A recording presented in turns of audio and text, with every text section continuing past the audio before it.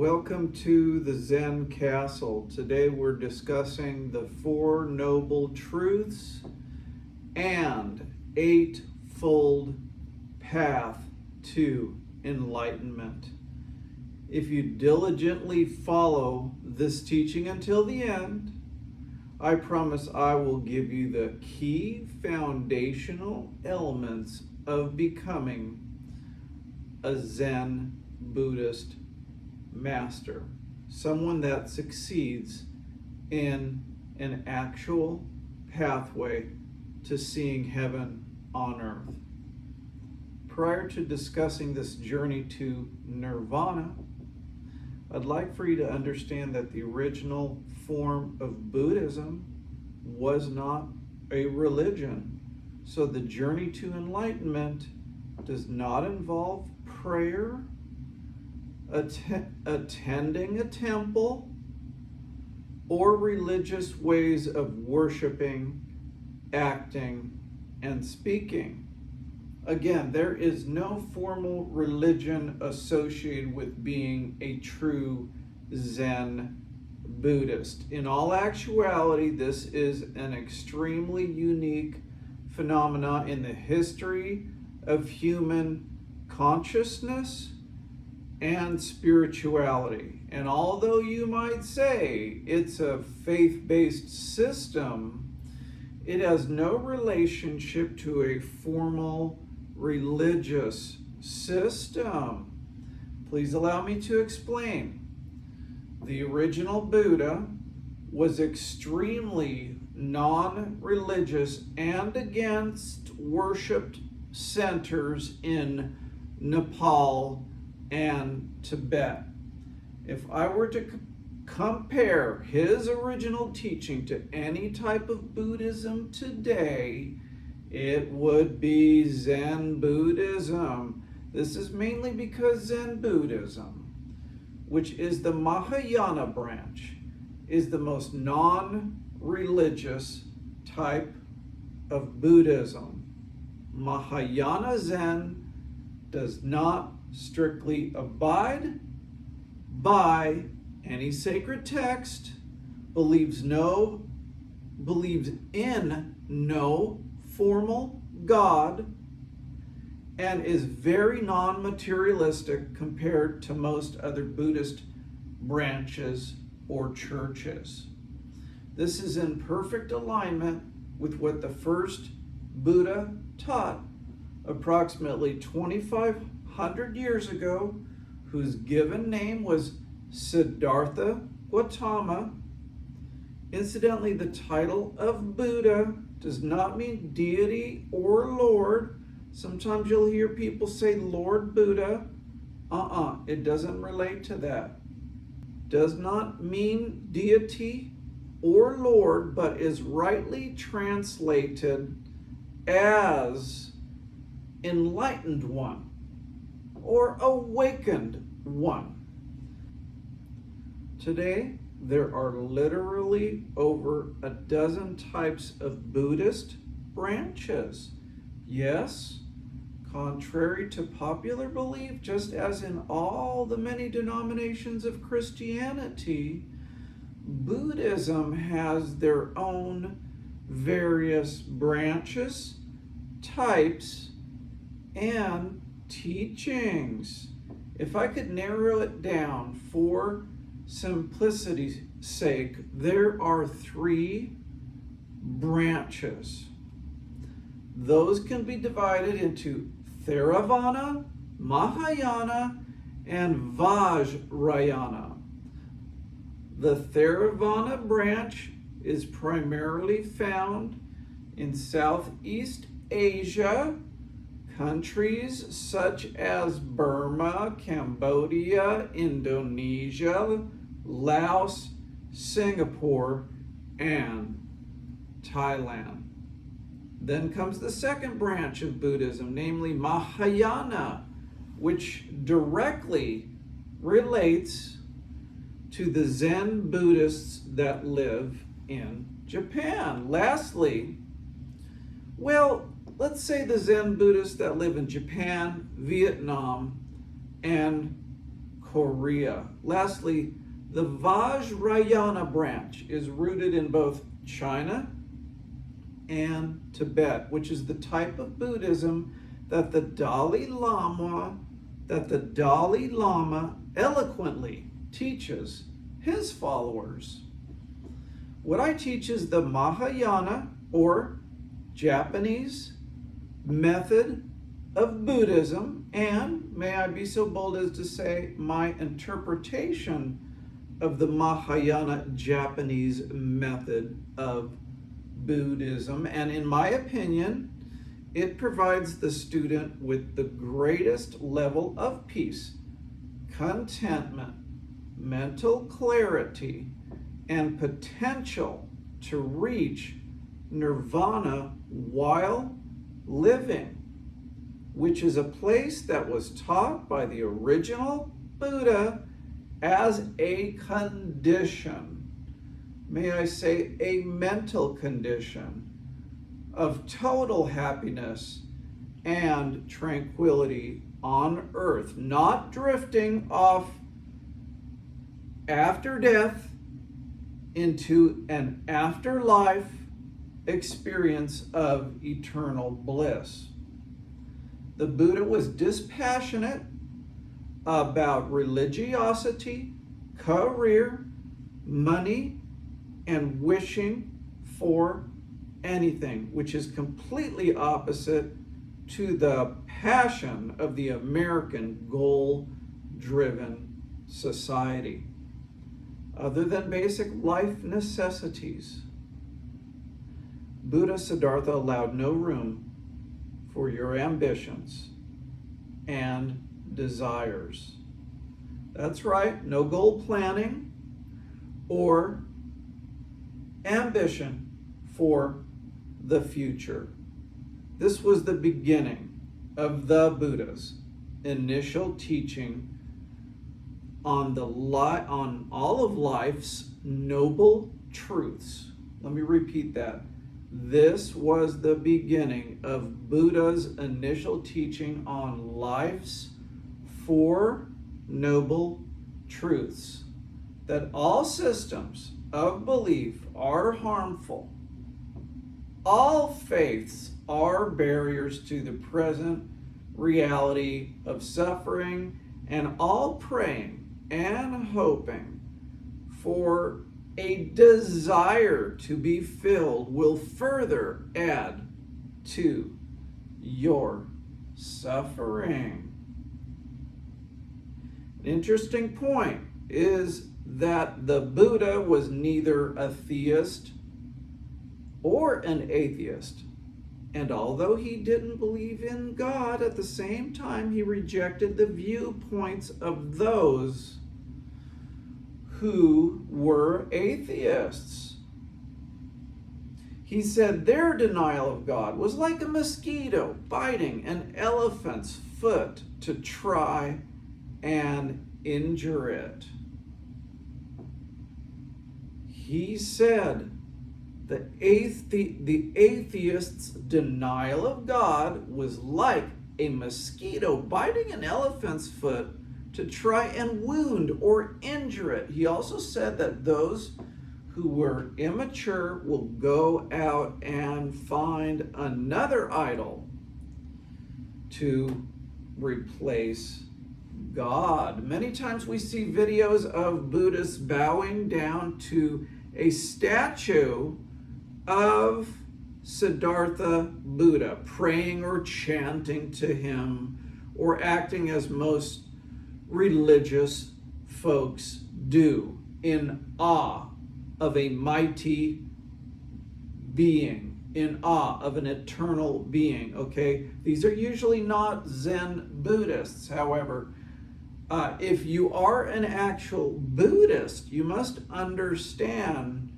your current practice of worshiping and bowing to the Buddha goes directly against his teaching. He never claimed to be deity, and he never wanted to be bowed to or worshipped in any way. These are all practices that started in the mid 1700s, during a time when the master teachers wanted to be intellectual and write doctrine, kind of like copying the Christian bishops and rabbis and scholars of the day, kind of mimicking them. Okay, this was during a time when master teachers of Buddhism wanted to mimic these Christian intellectuals and write doctrine. Part of that doctrine included praying, chanting in mantras, and bowing to statues. In essence, the 18th century master teachers and leaders created a form of religiosity that is somewhat practiced in this current day, that the original Buddha would shun. Okay, this new doctrine that started in the mid-1700s of praying, chanting in mantras, bowing to statues, the original Buddha, Siddartha, would shun that. One of the points I'd like to make is that if you own a statue of Buddha in your home, it's fine. But when you start praying to that statue and asking for answers to wants, desires, and wishes, then if the Buddha were alive today, he would stop you and say that he is just a man and not to be worshipped or prayed to in a manner where you're asking for the Buddha to give you something. Okay? He never wanted to be viewed as or considered anything in the form of a deity that answers your three magic wishes, like in the Aladdin's lamp of three wishes. That wasn't the Buddha's modus operandi. He'd stop you and say he's just a man, not to be worshipped. And I would say never place the statue of the Buddha in a prominent place in your house, even, or a picture of the Buddha or even the Dalai Lama, for example. Nor should you look at it after placing it up there and pray to it. Never make those statues or pictures of anyone or any supposed deity. Don't make those statues or images the main elements of a home altar for worshiping or bowing to either. Again, totally against what the original Buddha wanted, what his meaning and his modus operandi in life was. Okay, it doesn't mean that you have to discard any statue of the Buddha, but rather enjoy and observe its craftsmanship and make it a reminder to meditate. The original Buddha said that seeking any form of God is merely a search for comfort, safety, and hiding within a walled refuge. He said, you believe in God not because there is a God, but because you feel weak and vulnerable without that belief. Even if there were no God, you would invent one, the Buddha said. Even if there were no God, you would invent one, which stems from your weakness and fear, okay? And to add your form of God or church allows you to transmit and project your weakness to a divine being for help, which rarely comes, the Buddha said.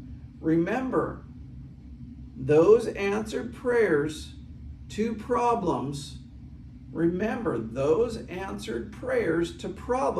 always based on desires never being fulfilled. It's a setup for suffering. Translated into modern English, the Buddha called this a desire projection.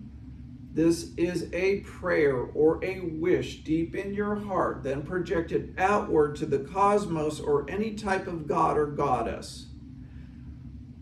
The alternative to hoping your desires or prayers get answered is a mystical remedy to reduce and eliminate suffering.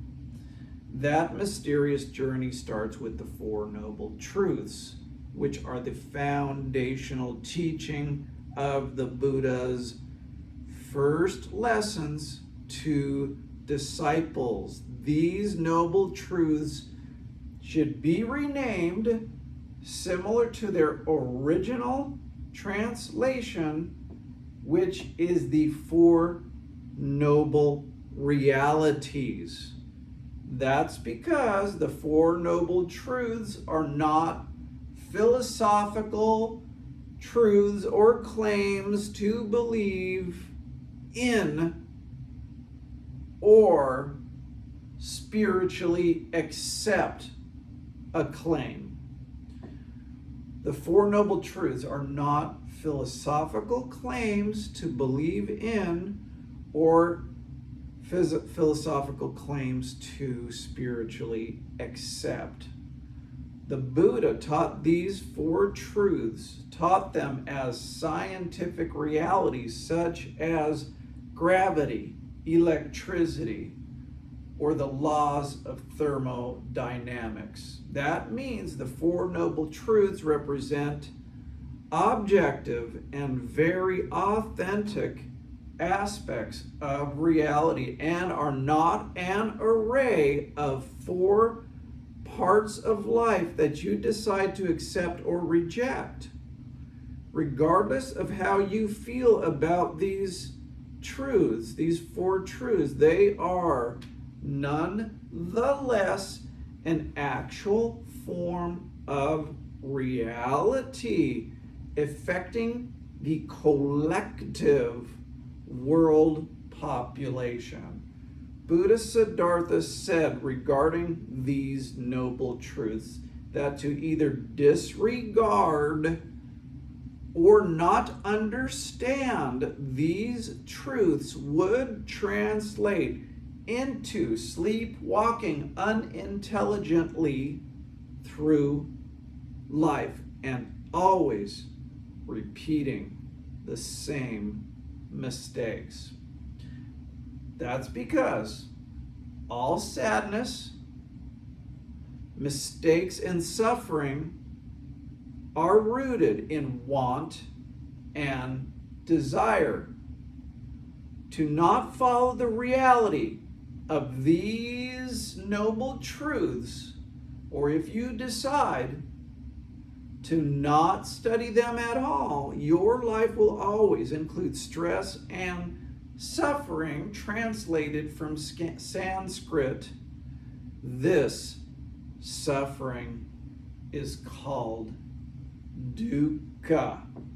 This means and reminds us to never be ignorant that having desires and dreams or wanting anything more than food and drink and shelter is the true reality and foundation of pain and suffering in life, the basis of all dukkha. It is no coincidence. These four truths are called noble. If you can internalize and live by these four truths, then it's as if you have become nobility or royalty. So to repeat, the first noble truth, which is related to suffering or dukkha, is that almost every aspect you can think of in life, whether that is pain, pleasure, eating healthy, or growing older, all of life's physical and mental activities in one way or another either start with suffering or end with suffering. But the word dukkha or suffering can be misleading because in English, the word is much stronger than in Sanskrit. As an example, suffering is a word in English that is used only on a rare occasion when something dramatic or drastic occurs. For example, I suffered as a result of my car accident. What I'm saying is that the Indian word for suffering follows a much broader path of meanings, some of which an American would really not consider true suffering. The Buddha meant many things when he said this Sanskrit word dukkha for pain and suffering. Examples are losing your keys, that's dukkha. Finishing a tasty meal, it's dukkha.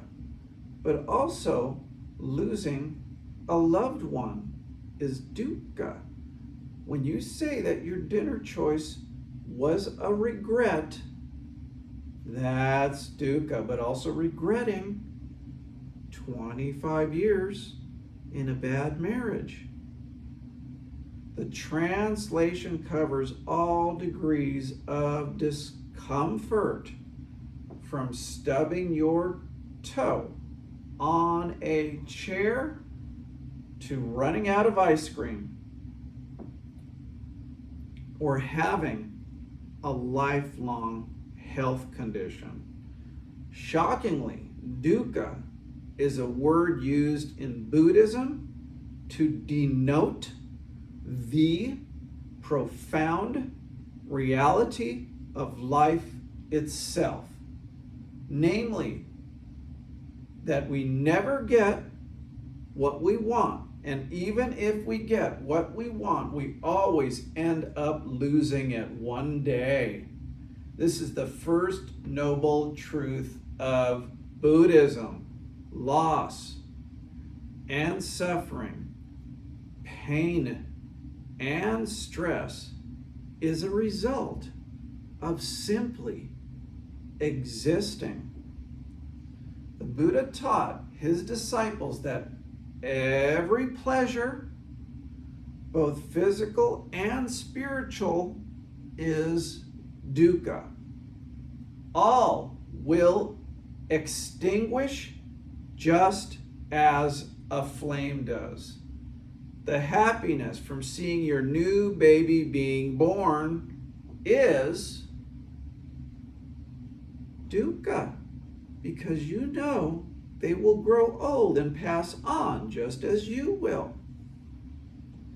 Even the pleasure of learning the Buddha's great teachings by heart, because they may be misconstrued or eventually forgotten by an aged mind. Again, I say, the Buddhists teach in this fourth the first noble truth, the first royal truth, that no matter what you do, where you go, how you live, okay, there is stress and suffering. It might even be the disappointment going from childhood to adolescence and not qualifying for children's discounts anymore. Woven into this reality, we are being taught the immutable Buddhist truth surrounding the impermanence of life. That truth itself is a deep sadness, because we learn all is temporary, even your health or your rich lifestyle. This may go against all of what you were taught as a youth, and it's the opposite of ads that subconsciously teach us that there is some sort of permanence in this life, such as permanent hair after scalp surgery, or the possible permanence of wealth because you make great financial decisions. Or maybe the media teaches you that through supplements and the right type of ongoing physical fitness, your health will always stay outstanding, as if you found the fountain of youth.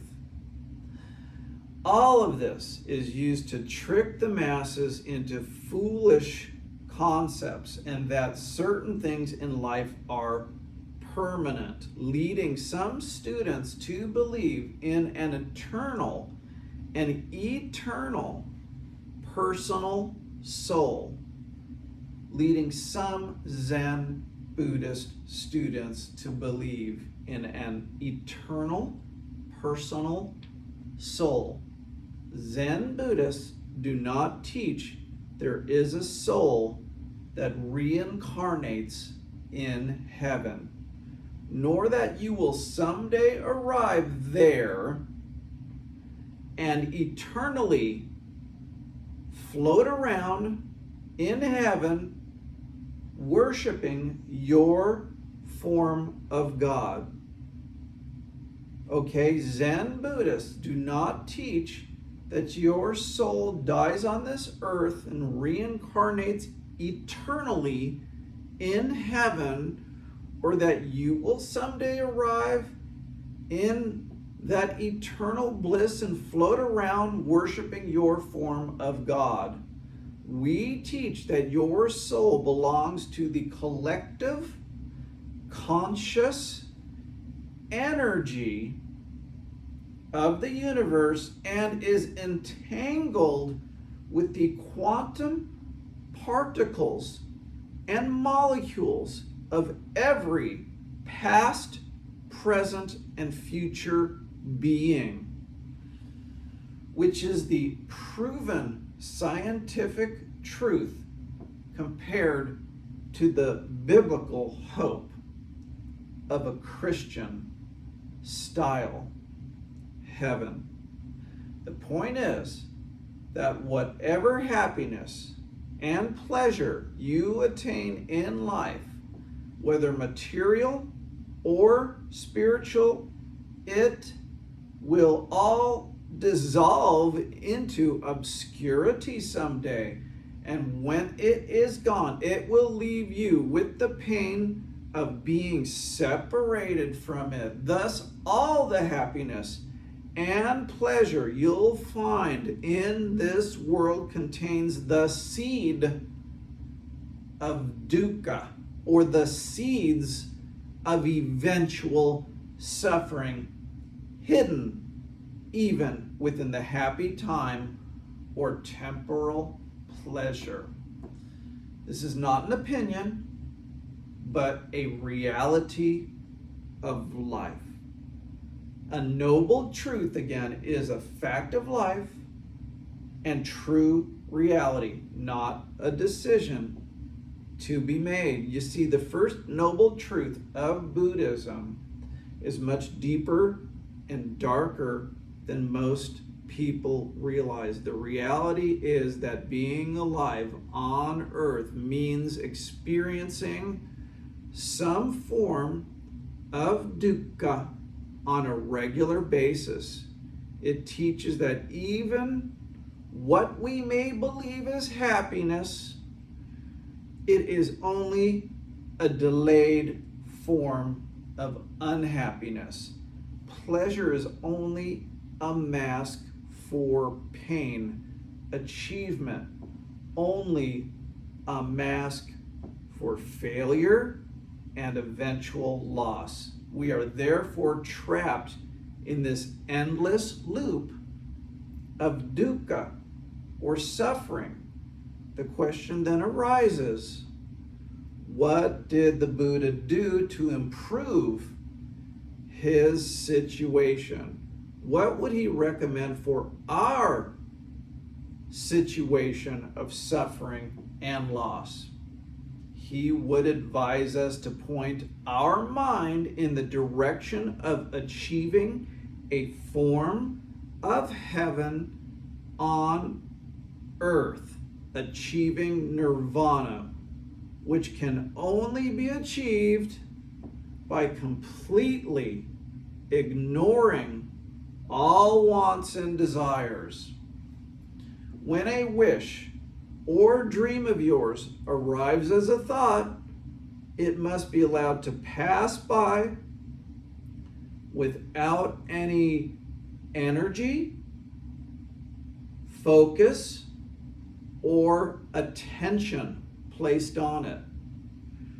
For example, you desire so deeply for a tropical vacation. It's okay to have those thoughts. In Zen Buddhism, okay, we're not ascetics, but the focus should be to notice that thought exists, then ignore it or allow it to pass. You can think about going to Hawaii someday, that's fine, but mentally yearning on a regular basis to be in the tropical islands, that will be the cause of dukkha.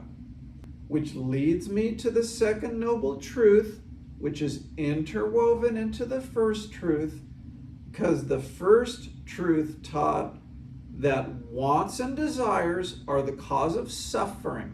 Okay, that's the first truth.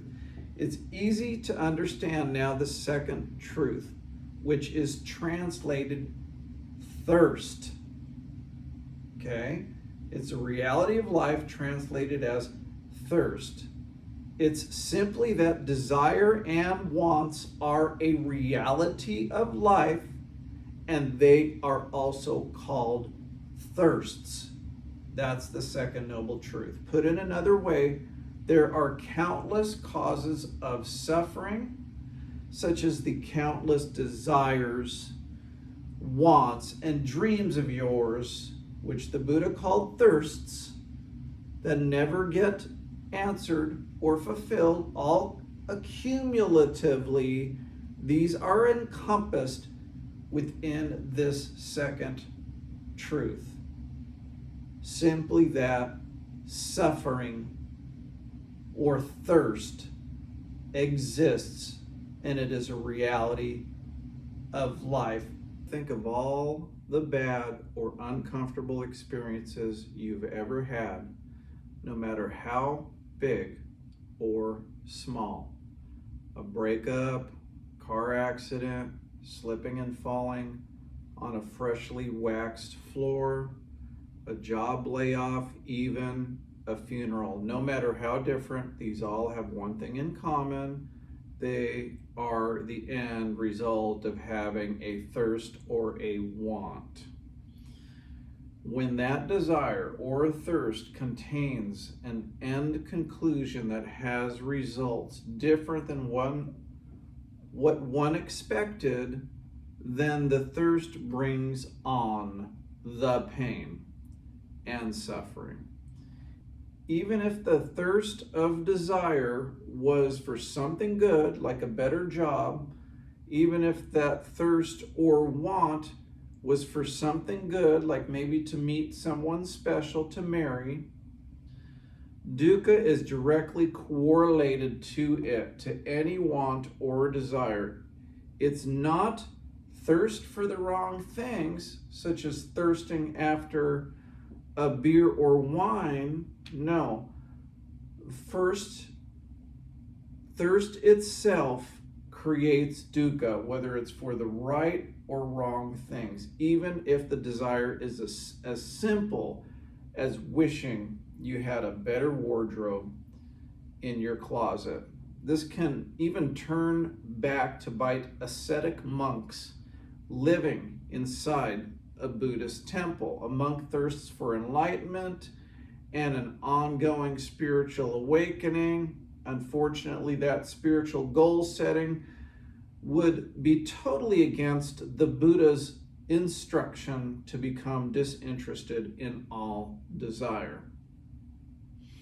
Even if it were to yearn and wish that you could live and speak and mimic Buddha Siddartha himself, this too is desire and a cause of eventual suffering. Any example of a want, need, goal, or hope is irrelevant. The point of the second noble truth is that desire is always interconnected with suffering. In ancient Sanskrit, we say suffering from desires is indeed dukkha. So you see, the Four Noble Truths are not humor, not philosophy, not life coach suggestions or self-improvement advice. They cumulatively are the very harsh realities of life, which are binding to all of humanity and immutable. Tied into all of these royal teachings is that wanting something, or the Sanskrit translation thirst, is taught by Zen Buddhist masters as an insatiable addiction. Although people believe their want can be met or their desire can be answered, the reality taught here is that anything you want will never truly satisfy you. You will almost always want something better. As Americans, we are programmed from youth to never give up on our dream and to make our mark in the world, both of which the Buddha would frown on. Sadly, most everyone ignores the Buddha. Even if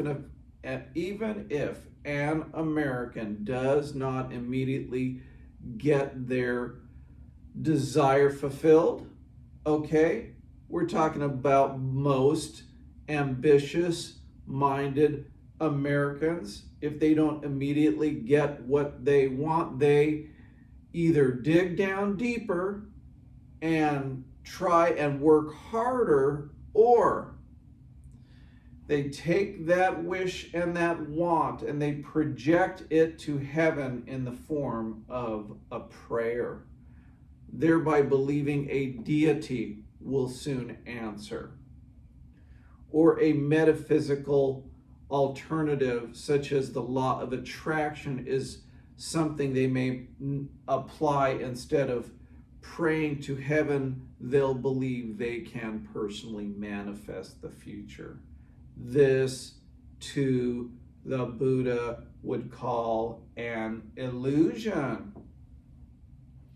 In the Buddha's so-called fire sermon to his disciples, he calls to them, "All is burning, monks. All is burning." which I'd like to be so bold as to interpret into a modern day English by saying, all is burning, monks.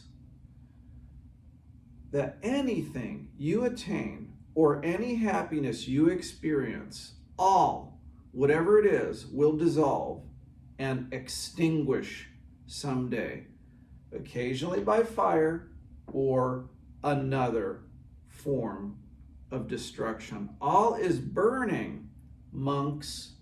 All is burning also means that everything will eventually be consumed by itself and dissolve into dust and ash.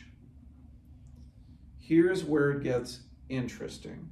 Contrary to completely detaching from all wants or desires totally, the Buddha defined and taught that some desires were actually okay to possess. He taught a middle way of non-extremism. For example, the desire to become better at mindfulness, more generous person, maybe a gentle person that teaches and helps others. These would all be personality traits that the Buddha would not consider as detrimental desires leading to dukkha.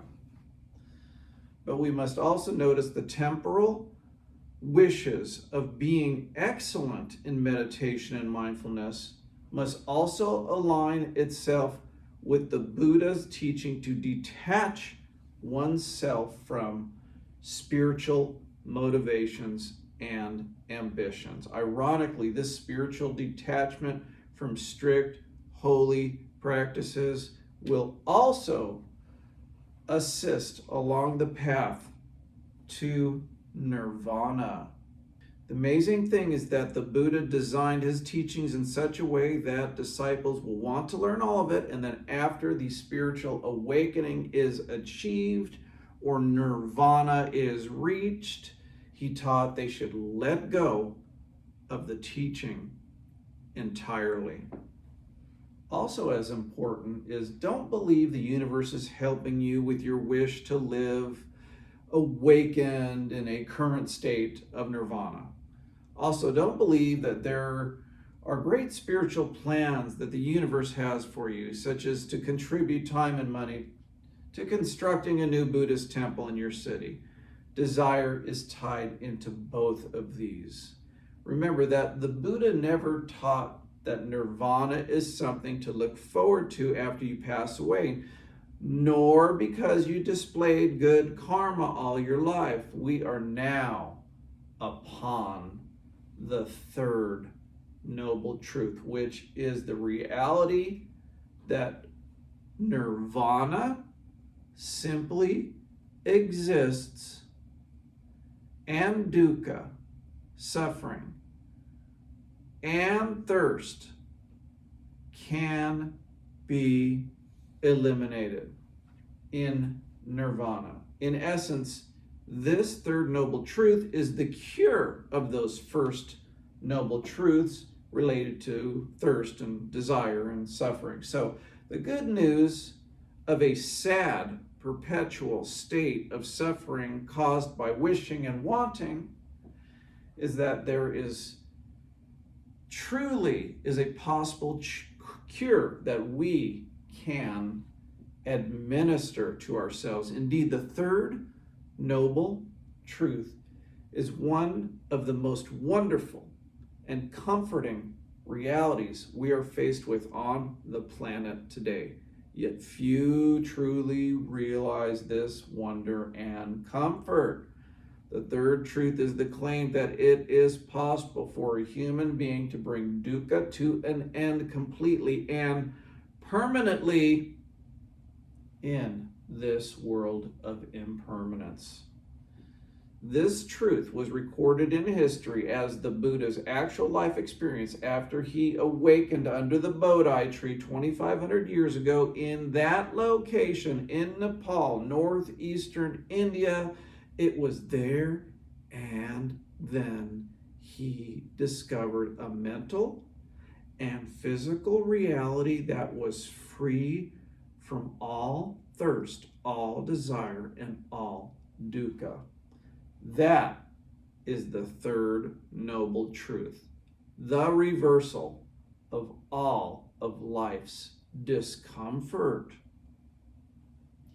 Through the mastery of mindfulness and diligence to achieve a true spiritual awakening, the Buddha discovered a perfect reality that is always and everywhere filled with being mindful of the present moment.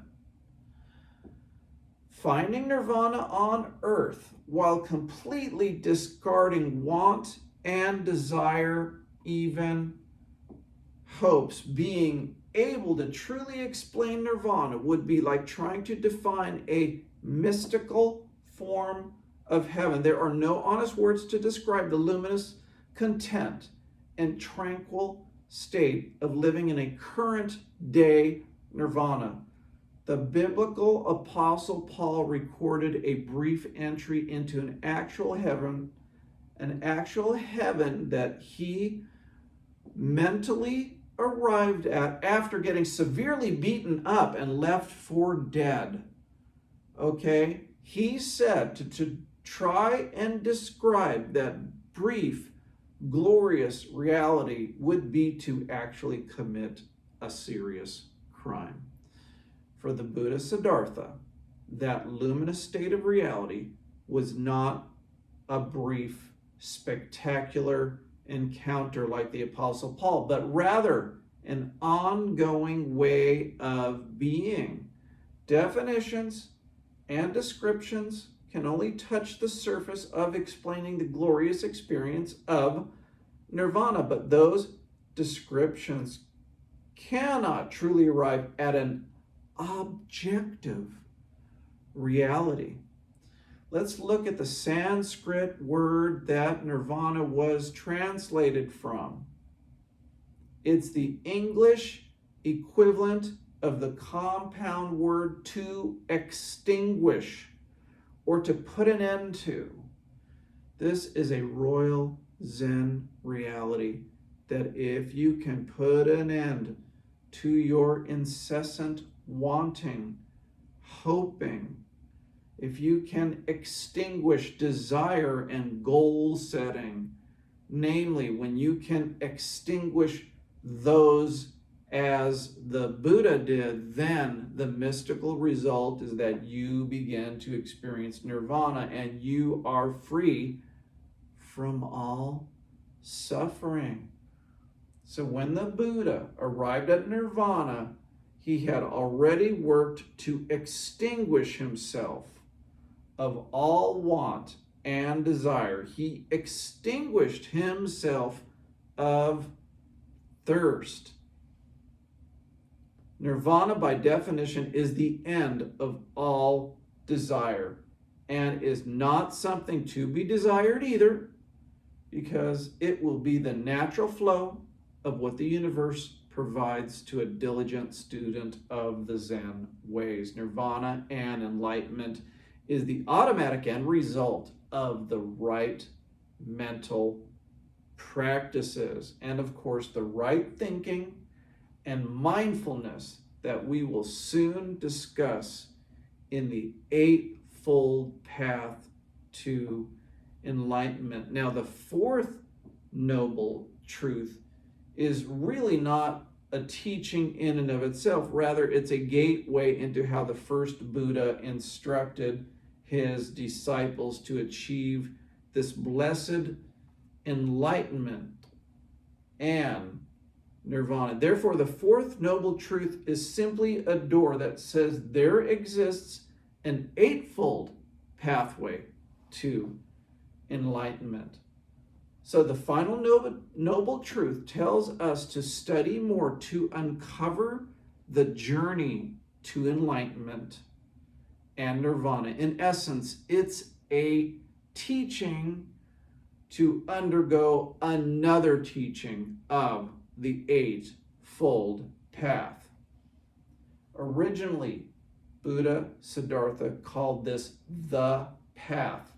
Eventually, the eightfold portion was added for clarification. Imagine the large round wheel that steers a yacht in the ocean. In your mind's eye, imagine there are 8 wooden spokes used for gripping, located around the yacht's steering wheel. Each spoke or section you can grab for stability during a storm in rough waters, or maybe to smoothly sail your boat back to harbor. Each of these 8 wooden steering wheel sections represent Buddhist directives to live by. Many hours would not be sufficient to describe the 8 parts or 8 major components within the Noble Eightfold Path to Enlightenment. If you can understand and practice these 8 areas, however, you will have a very good grasp of realizing nirvana and the happiness that comes through true Zen Buddhism. Remember, to master this path would be to master the removal of all suffering in your life. In essence, you would master life itself. You would become a Zen master and rise above the mass delusion taught by society. In the eyes of the Buddha, most people are sleepwalking through life, immersed in an actual delusion. Thus, without realizing it, almost everyone lives in a way that creates suffering. The Buddha's eightfold path to enlightenment was a daily manual for how to live the right way and minimize dukkha for yourself.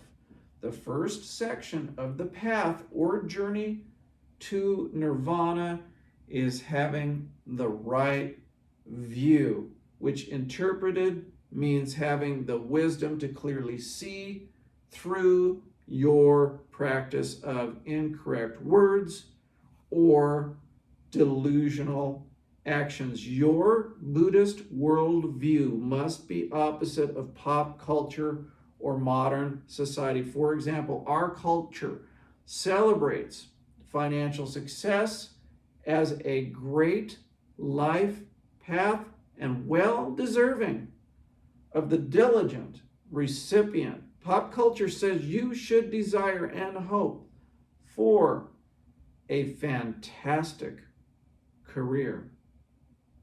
The Buddha says the opposite, and it's mass deception.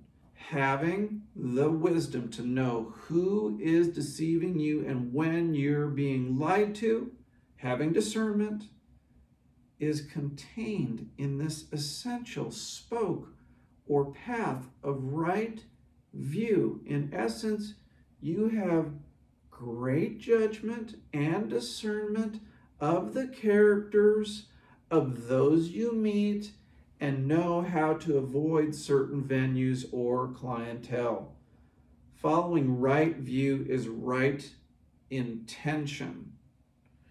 The second pathway on the road to enlightenment is right intention, a mystical cure for dukkha or suffering. The Buddha saw that man is sick with endless thirsts, desires, and eventual suffering. So the best course of action in life is to try to cure yourself and others from this illness of having wants or desires. Once you see things clearly and all the suffering, once you see that clearly, you will have the right intentions, which also include the way you speak, act, and live. Having the right intentions would be the Christian equivalent of living a life free from sin and the resulting judgment. Now, if you want to be cured of suffering through this second pathway, it requires correctly reprogramming your mindfulness and spirituality. You have to eat, sleep, and live in ways and through means that eliminate your wanting for anything other than food, clothing, and shelter. Now, I'm not saying to quit work and become a monk living in total mindfulness and meditation, even deprivation from morning till night. Rather, if you have enough money to survive without forcing yourself to go out and earn a living 8 to 10 hours a day, this would greatly help in your journey to enlightenment. However, if you're living a life of hard work daily, along with a commute and taking care of others, even pets, that entire scenario does not lead to a spiritual life of eliminating suffering and entering an awakening. Finally, right intention. That pathway is at its core a Zen Buddhist rule of freeing your mind of any evil intention, evil speech, or evil action. This is a perfect segue into the next two pathways to Nirvana, which I just mentioned. They are mysteriously woven into having the right intention. Namely, those are having right speech and right actions, because any grand arrival at the gate of Nirvana will always mean you understand this truth, which is, if you are evil in action, or evil in mental intention, or within your words, whether that is vulgarity, complaints, insults, sarcasm, or even evil writings, having the right speech and right actions has the root meaning that requires the Buddhist student never to say anything that hurts others, and at the same time to always act and work for the good of others. It also means having a spirit of universal love and generosity. Always remember that the path to Nirvana is not only achieved during ongoing and lengthy sessions of mindfulness and meditation, but it is also achieved through lengthy sessions of living as somewhat of an angel on earth. You are therefore continually mindful of your intentions, having clean and encouraging speech toward others, and are living an impeccable lifestyle. You are living without the desire of anything, without selfishness, without an electronic calendar of goal setting, or even without any hopes and dreams of a future better life. It's a daily awakened form of Zen mindfulness. This does not mean that meditation alone leads to nirvana, even though it is a vital component of transforming one's perception of reality. And if I were to give you a somewhat logical guideline, I would advise the Zen Buddhist student to give meditation 25% of your 24-hour day, or 6 hours of it. This requires a life where you are not bound to an outside career office for 8 hours or more daily. If meditation is 6 hours of the day or more, then you're left with 18 hours to live your life with your eyes wide open to the chances you have in this world to spread positive energy and happiness, and of course, good karma to the people of the world. So you see, arriving at the complicated yet achievable destination of nirvana will require a practical life of daily living with the three Zen components of honesty, generosity, and love. And it will also require a life of at least 6 or more hours in meditation and mindfulness. Incidentally, your eyes do not need to be closed 6 hours a day, then later closed 8 or more hours while you are sleeping, because having your eyes closed more than 14 hours a day is not healthy for the Zen student. Obviously, there's a direct relationship between having great concentration in meditation and also having one's eyes closed. So if you can be in deep meditation at least 5 or more hours a day, then your path to nirvana will become much clearer and quicker compared to students not putting in the time to be successful in such a worthy endeavor, the endeavor to remove suffering altogether. During those 6 daily meditative hours, you can also be mindful of other things, such as the room you're in, the colors on the walls in the room that you're in, and your eyes can be open. This is a time period of the day where you are home and not at a business, at a store, or even in your car. Regardless of eyes open or closed, you are mindfully living, such as making a vegan meal for yourself in total silence. Maybe even while you're doing that, focusing on your breathing, or an occasional primordial Om. So, our next pathway to nirvana and enlightenment is intricately tied into everything I've just mentioned. Namely, this is the path of having the right livelihood, which can be even translated better to having the right way of living, because the word livelihood is sometimes associated just with a career selection. So we're talking about not only the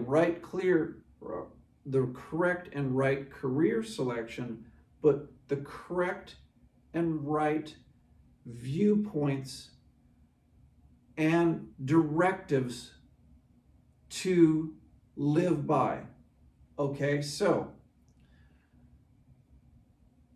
this path is specifically intertwined with the path of right action, because without right action, you will select a wrong way of acting and a wrong way of living or livelihood. Right livelihood does indeed, however, include selecting lifestyles and careers that are always related to contributing to society. So if I could be so bold as to advise you as a Zen student moving into nirvana, you should not have livelihoods that include selling or distributing firearms, alcohol, drugs, or tobacco.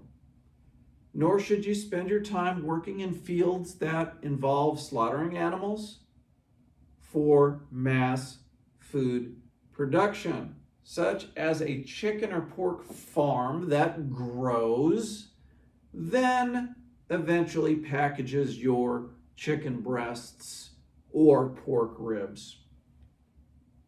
Regarding drugs and how they are taught by some online Zen teachers, I must say this is a downright deception to those trying to learn true Zen Buddhism. And mainly, I am talking about teachers out there recommending magic mushrooms, LSD, or psilocybin products like mushroom-infused chocolates.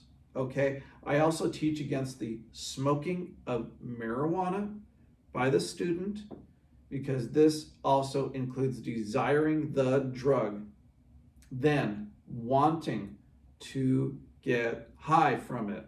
Okay, the Buddha Siddartha would consider this as foolishness and completely useless, even detrimental toward entering either enlightenment or a true awakening. The Buddha was a spirit healer, a mind healer, and meditation was his way of treating the human mind from the infection of being ignorant to desire or thirst. The Buddha would never recommend time and effort by any student that wants to be a mind and spirit healer. He would never want the student to destroy all their spiritual work on a drug like psilocybin. That means your mind and thinking becomes degraded with substances like mushrooms or drugs and alcohol. These practices only set the student backwards and farther from nirvana. They do not expand the spiritual mind at all. Drinks and drugs are scientifically proven to alter the mind and memory negatively, not positively. Someone just said that mushrooms are the recommended drug of choice for the Buddhist to achieve better meditation. I say that is a total lie and widespread deception as well. What I can say is that mushrooms will give you more mental images, such as geometrical figures or daydreams of psychedelic colors. These images, symbols, and colors will have very little, if any, relationship with your spiritual life. There's no connection between a mushroom high, also known as a psilocybin mental rush. There's no connection between that high to the achievement of a higher state of mindfulness at all, especially forms of healthy meditation where you are releasing alpha and theta brain energy. Incidentally, theta and alpha brain waves are two reliable neurosignatures of real meditation. Increased alpha activity was related to fewer distractions and deeper meditative experiences.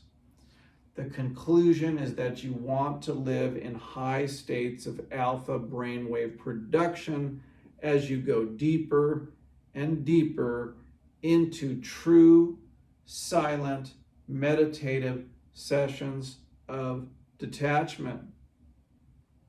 I'd also like to add that ingesting a drug like psilocybin-laced mushrooms is undoubtedly the total opposite of what the Buddha taught in 3 of his 8-fold paths to nirvana. Namely, if you drink alcohol or take mushrooms and other drugs, you are breaking the realities and paths of right livelihood, right action, and right intention.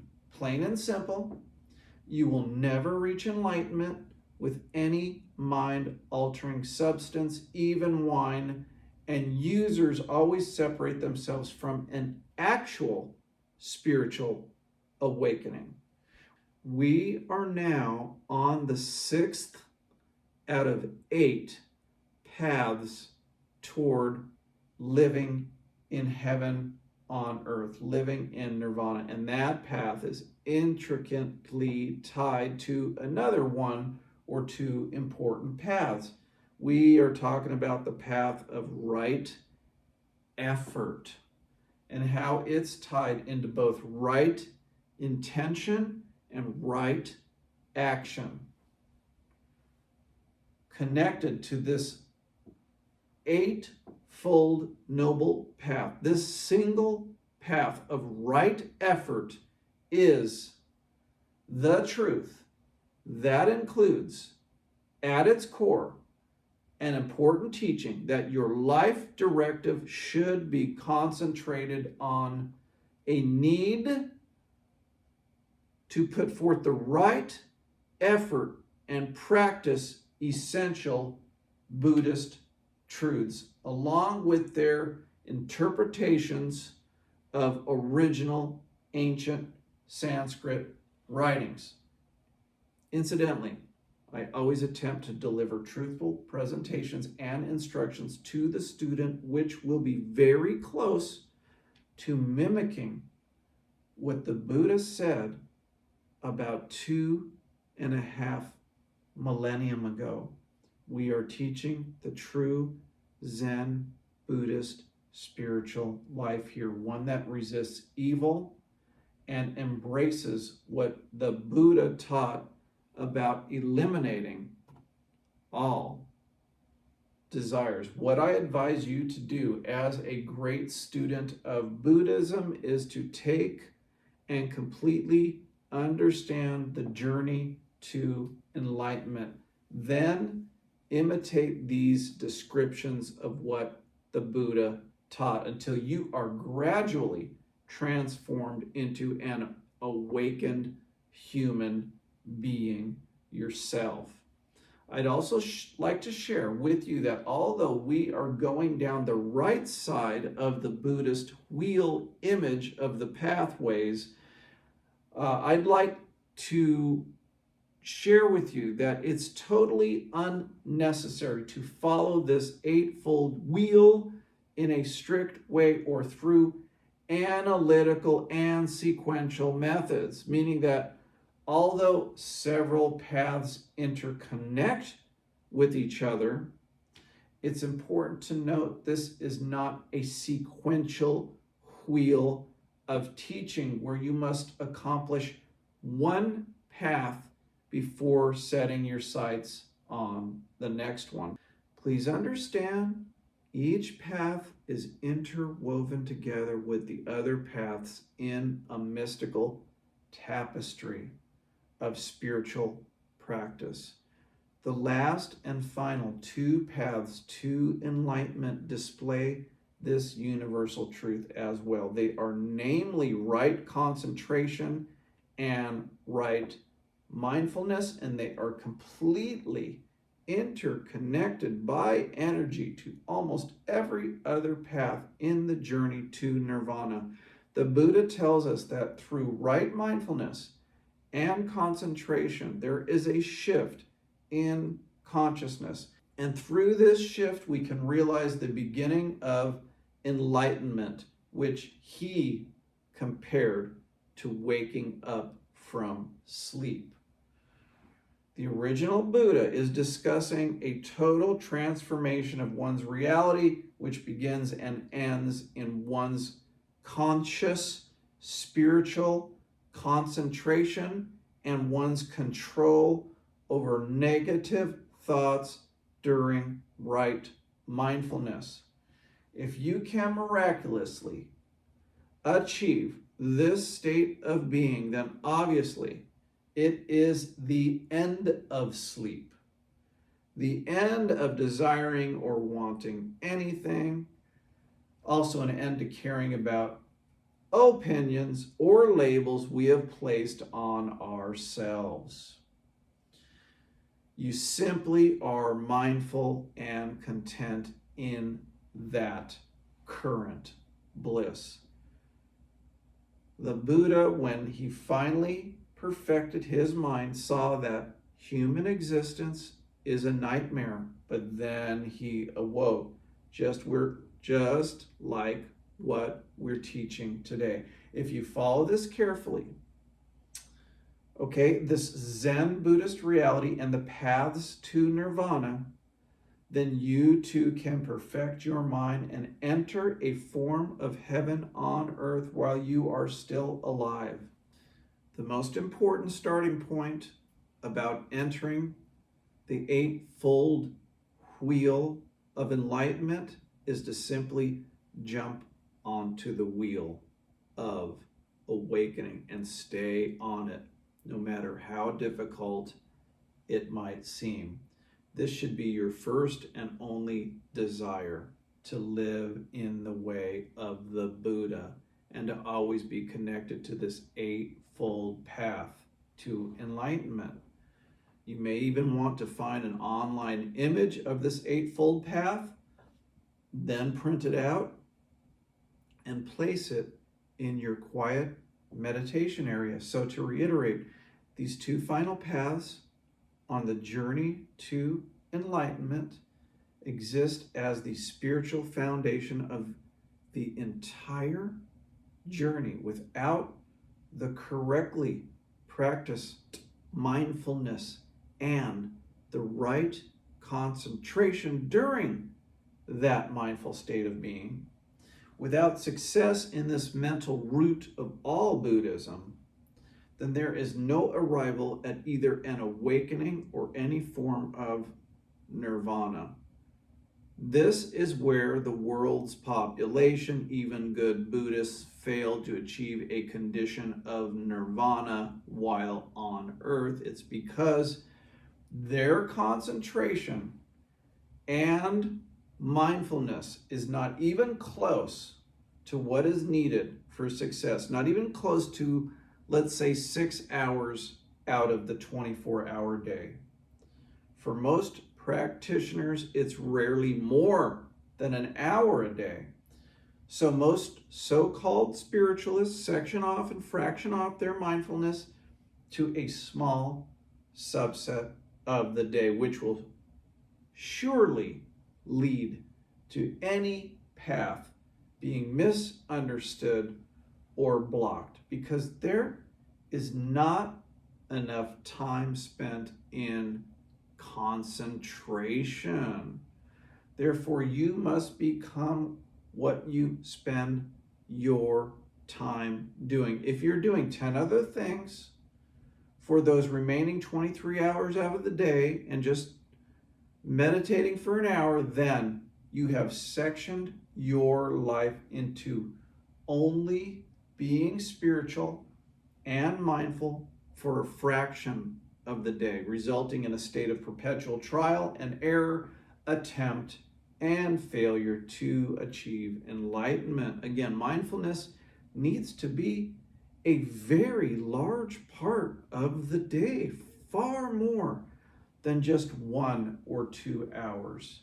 A key point here is that most folks are mixing mindfulness and right concentration, two of these key paths, right mindfulness and right concentration. They're mixing it into a busy day of achieving goals, having wants, or having any thirst. Okay, it's like oil and water, unable to mix together and contrary toward a true state of Zen. Now, here's another dose of reality. You may not like hearing this, but enlightenment and nirvana includes no desire to have sex. That's right. If you are sexually desiring someone, even if it's your own spouse, you are living in sexual thirst, and the Buddha would consider this sensual lifestyle as living in the ways of a weak-minded commoner. You also may not like hearing this, but you will never end up in nirvana either if you are regularly angry, or you lie to others, speak down to others, are violent in any way, or have a sarcastic and witty speech, a banter toward others. Being this way goes directly against the paths of right speech, right intention, and right action. Also, enlightenment never includes someone that is spiritually lazy without mindfulness, nor living in a selfish way of life, such as wanting a great wardrobe, or a larger home, or a sports car with a bigger motor, or being focused on wealth accumulation. Instead of focusing, being diligent in meditation. This idea also leaves no room for internet entertainment either, nor physically going to a Las Vegas show or an amusement park like Disneyland, all of which is jam-packed with wants or thirsting toward having a good time. Suffice it to say, the Noble Path and the Eightfold Journey is not easy at all. It may seem uncomfortable not only at first, but while you are in the midst of it. But it ends in the ultimate destination in living a heavenly Zen life every day, almost as if you were an angelic being. This is a life of abstinence and deprivation from pleasures, and only a few people within this hedonistic world can ever achieve nirvana. Nonetheless, I think it is a content and happy life to place energy toward that end destination. Yes, I teach that this Shangri-La can be eventually achieved, especially if we are a student of the true Zen Buddhism. We should therefore place our mental efforts on getting to this ultimate spiritual level. Your spiritual awakening is also linked to displaying love toward everything and everyone at all times, especially when out away from home. So, it's of the utmost importance to be a mindful being filled with light and love, which propels you in this glorious journey toward enlightenment. When you live by this Zen Buddhist etiquette, you undoubtedly become more magnificent, and a radiant grace starts to surround you. An actual aura of positive energy appears around your luminous being, and at the same time you become a temple of absolute contentment and eternal bliss. Someone that figured out the path to nirvana. Someone that became like the wise ancient Buddha, the awakened one, the first enlightened being. May we all follow these spiritual paths, stay on the Eightfold Path at all time toward entering enlightenment, crack the code to this Eightfold Path, this wheel that I showed you in a representation of a yacht's steering wheel. Crack the code to entering enlightenment. I suggest we unlock the universal mystery of becoming like the first Buddha. Unlock the mystery of the enlightened and awakened one. Then experience our own perpetual state of heaven on earth. Our own present day Nirvana.